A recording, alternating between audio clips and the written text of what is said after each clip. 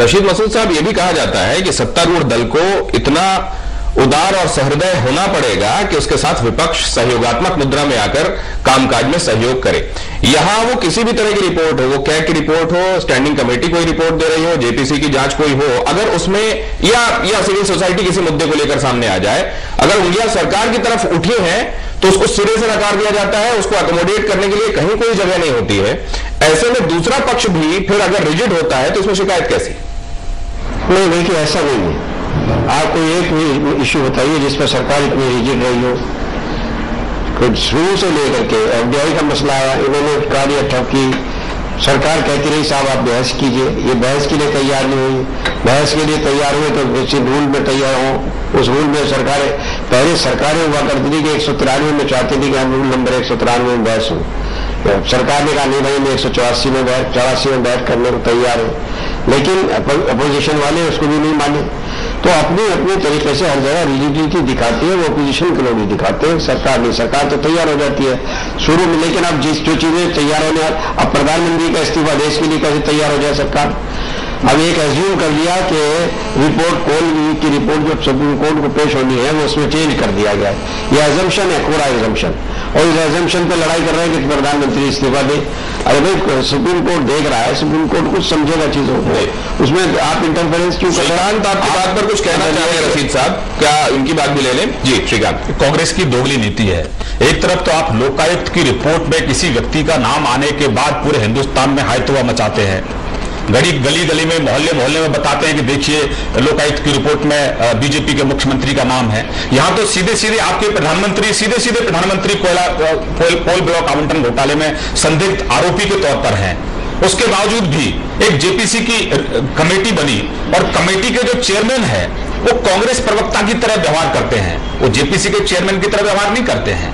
और जेपीसी बनाने का मकसद ये था कि जो गलत है वो देश की जनता के सामने आए, बल्कि उल्टा हो रहा है। यानी कि जेपीसी के जो चेयरमैन है वो जो भ्रष्ट लोग हैं उनके ऊपर ईमानदारी का पेंट कर रहे हैं, और जो ईमानदार रहे हैं, जिनके कार्यकाल में एक उंगली तक कोई नहीं उठा पाया वाजपेयी सरकार के कार्यकाल में, उनके ऊपर चाको जेपीसी के थ्रू भ्रष्टाचार का पेंट लगाने की कोशिश कर रहे हैं। सुब्रमण्यम साहब कहना चाह रहे हैं उल्टा चोर कोतवाल को डांटे, अपनी बेईमानी को स्वीकार नहीं करना, देश के जनता के खजाने की लूट हो रही है और जो लूट के लिए जिम्मेदार लोग हैं वो अपने आप को खुद से ही क्लीन चिट ले रहे हैं।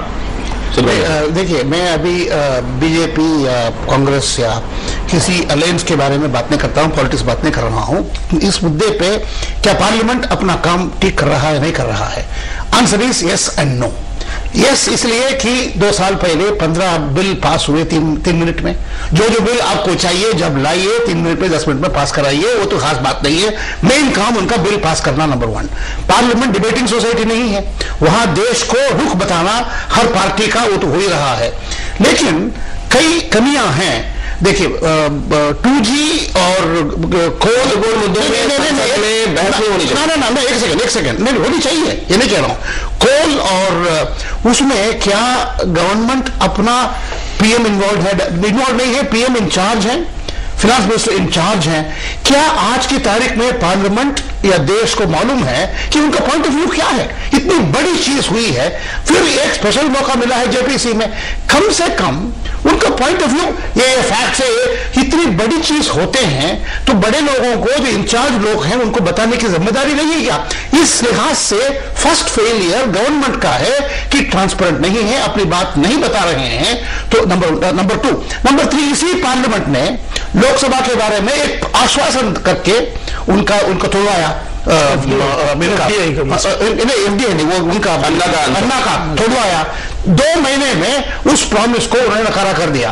तो इसलिए कि पार्लियामेंट के ऊपर लोगों को कोई भरोसा है ही नहीं, इसलिए कि है नहीं है, वो चल रहा है, इससे देश के लिए फर्क नहीं। अनफॉर्चुनेटली ये स्टेज आ गया है, हमारे पार्लियामेंट से देश के मतलब नहीं है। 2 बातें सुब्रमण्यम साहब कह रहे हैं। एक तो ये कि जिस पारदर्शिता के साथ सरकार को काम करना चाहिए वो बिल्कुल नहीं हो रहा है और उसी का नतीजा है ये कहीं पर। और एक अहम बात ये भी कि जनता की भावनाओं को रिफ्लेक्ट करना चाहिए संसद को, वो नहीं हो रहा है। यहां तक कि आश्वासन देने के बाद और सदन की एक भावना व्यक्त किए जाने के बावजूद ऐसा लगता है जैसे जनता को ठगा गया हो कुछ मुद्दों पर। एक ब्रेक के लिए रुकेंगे, चर्चा जारी।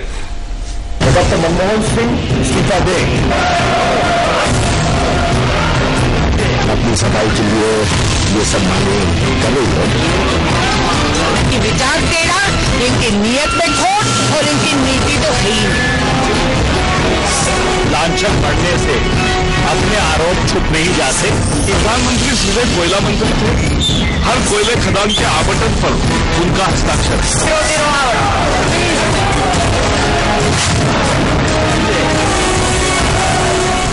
सुब्रमण्यम साहब, लेकिन इससे पहले कि हम मसूद साहब के पास जाएं, आपने चर्चा की शुरुआत में कहा था कि अगर जो महत्वपूर्ण बिल वो पास हो ही रहे हैं तो संसद का मुख्य काम तो वैसे चल ही रहा है।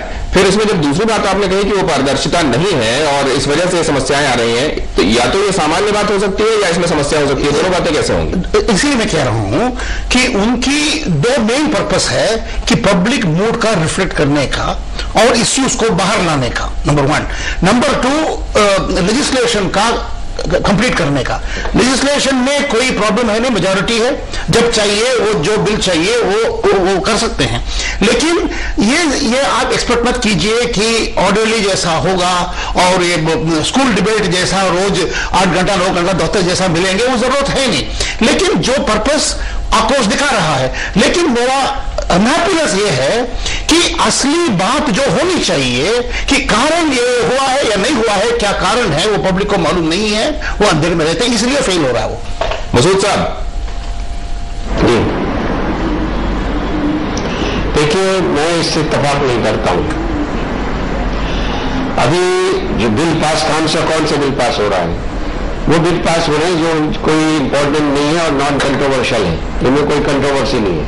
वो बिल पिछले दिनों जरूर ऐसा हुआ है, पिछले सेशन में जो हाफ ऑफ द फाइनल इसका था सेशन था, इसमें बजट सेशन था, उसमें जरूर ऐसा हुआ है कि पहली मर्तबा के कुछ बिल इकट्ठे होकर के बैठ करके जल्दी जल्दी में पास हुए हैं। लेकिन बहुत इंपॉर्टेंट बिल बाकी है जहां कंट्रोवर्सीज भी है।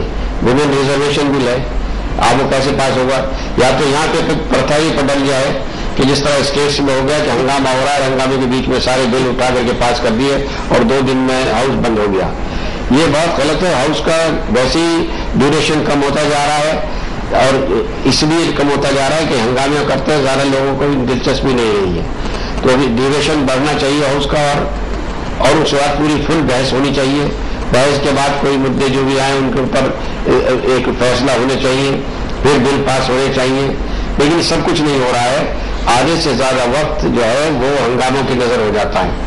अभी आप इसके लिए जिम्मेदार है विपक्ष और उसमें भारतीय जनता पार्टी। लोकपाल बिल ही पड़ा हुआ है, लोकपाल बिल पास नहीं हो रहा है।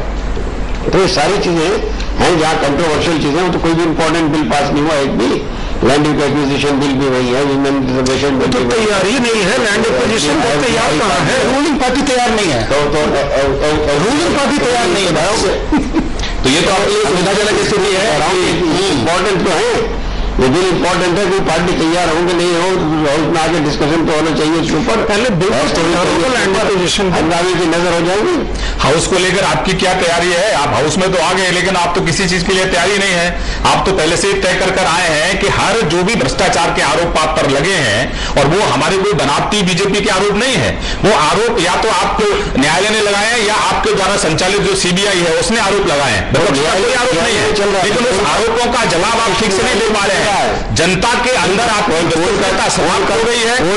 आप विश्वास चुके हैं और आपको सत्ता में बने रहने का एक दिन भी अधिकार नहीं है। बंद करिए। कहां मार रहे हो? न्यायालय का भी ऑर्डर नहीं कर रहे हैं आप। कोल का इश्यू तो न्यायालय में है। आप पर जो आरोप लगे हैं, आप पर जो आरोप लगे हैं वो हमारे बनावटी आरोप नहीं है। वो सब आरोप या तो न्यायालय के द्वारा लगे हैं या आपके द्वारा संचालित सीबीआई के द्वारा लगे हैं, और उसके बावजूद भी आप उनको मानने के लिए तैयार नहीं है। आप प्रधानमंत्री पीएससी के पास जाने के तैयार हैं, लेकिन जो कमेटी अधिकृत है, आपके प्रधानमंत्री को बुलाने के लिए आप उस कमेटी के सामने जाने से बच रहे हैं। और जो मुख्य आरोपी है स्पेक्ट्रम का ए राजा, उसके सवालों का जवाब आप क्यों नहीं दे रहे हैं? क्यों आप छुप रहे हैं? क्योंकि आप दूसरे को बोल रहे हैं, आप बोलते रहेंगे, जनता के आरोप आपकी बात को हम सुनते रहते हैं और आज हम बोलना शुरू करते तो आप बीच में बोलना शुरू कर देते हैं। मेरी समझ में नहीं आता कि कौन सी सभ्यता से आपको एक दो चार कराया गया। आप सभ्यता सिखाने की हमको कोशिश जब हम बोलेंगे, हम आपकी बात सुनते रहेंगे, हम पर बात करिए। जब हम बोलना शुरू करेंगे तो आप मुझे बोलना शुरू कर देंगे। ऑब्जर्वेशन है, एक तो जिम्मेदारी डेमोक्रेसी का नेगेशन हो रहा है, और दूसरा ये इसमें कोशिश ये भी हो रही है कि कहीं शायद इसी बहाने सुर्खियां बटोरने की जद्दोजहद भी है। क्या आप इससे सहमत हैं? देखिए, दो चीज है, जैसा राशिद मसूद साहब कह रहे हैं कि ये मसले जो हैं वो कोर्ट में, सुप्रीम कोर्ट में है। कोल वाला जो मसला है, जो सीबीआई का डिल्यूशन का वो जो मसला है, वो सही बात है। 26 तारीख को वो सीबीआई डायरेक्टर को अपनी एफिडेविट फाइल करनी है। सरकार की तरफ से प्रयास ये है कि 26 तारीख तक ये विषय संसद में नहीं है, क्योंकि उस विषय पे अभी तक कोई डिनायल नहीं आया है। आप गौर कीजिएगा, कोई डिनायल नहीं आया है। अरुण जेटली ने एक प्रस्ताव रखा था कि सुओ मोटो स्टेटमेंट दे पीएम और लॉ मिनिस्टर और उस पर चर्चा हो जाए, उस पर डिनायल नहीं आया है। तो सरकार वो नहीं चाहती कि अभी कोई चीज कह दे और बाद में कोई चीज कोर्ट में हो तो और भी वो बाधाएं हो जाए। दूसरी चीज वो जेपीसी वाली है। 25 तारीख को जेपीसी की बैठक होनी है, जहां खेल संख्या का है कि 30 में अगर विपक्ष 15 से ज्यादा वो जुटाने में कामयाब हो जाता है, अगर समाजवादी या बहुजन समाज पार्टी में से टूट जाती है कोई भी, समाजवादी पार्टी संभवतः अभी तक क्लियर सिग्नल नहीं दे रही, लेकिन अगर इधर आ जाती है तो हालात वही होगी जो जैसे पीएससी में पहले हुई थी मुरली मनोहर जोशी के साथ, जो कांग्रेस ने किया था वहां पे पीएससी में मुरली मनोहर जोशी के साथ, वो बीजेपी यहाँ पे पीसी चाको के साथ कर सकती है।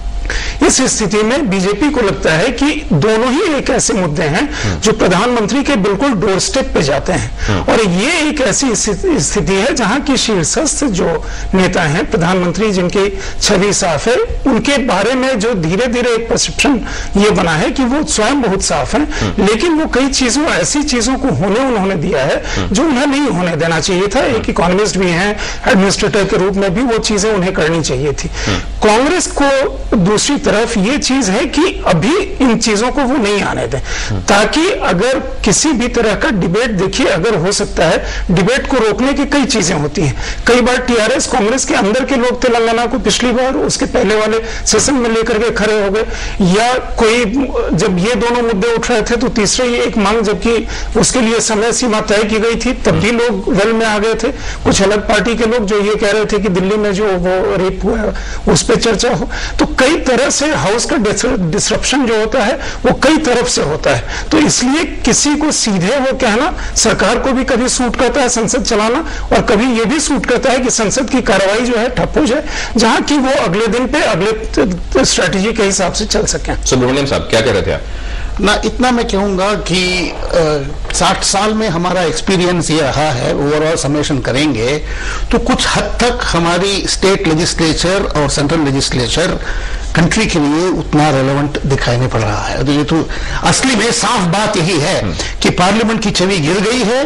लोग उनसे कोई आशा एक्सपेक्ट नहीं करते हैं, एक्सपेक्ट करते हैं एग्जीक्यूटिव से अपना, लेकिन इतने घोटाला हो गए हैं, और अब भी गरीबी, एजुकेशन लेवल, हेल्थ इतना है, एग्जीक्यूटिव भी थोड़ा बहुत, अब भी 3 मेन कॉन्स्टिट्यूशनल पिलर्स में, जुडिशरी में थोड़ा फेथ है। तो अनफॉर्चुनेटली हमारी 60 साल के एक्सपीरियंस में हमारी major pillars of administration team, जिससे पनप के इतना ताकत इस देश में है, लेकिन इन 2 विंग्स जो हैं इस ताकत को दिखाई नहीं दे रहे हैं, और सत्ता की लालच में आपस में लड़के पब्लिक की एक्सपेंस में सब हो रहा है। तो ये कॉन्फिडेंस पब्लिक का ये बहुत खराब चीज है।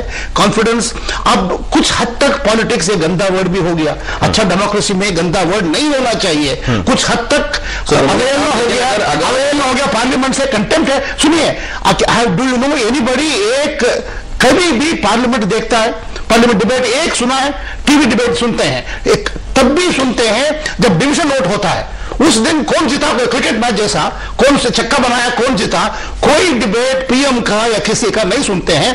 पार्लियामेंट, बुरा न मानिएगा, है या नहीं है, ठीक है, एक कोने पे बैठे रहो, इस किस्म की भावना आ गई है देश में।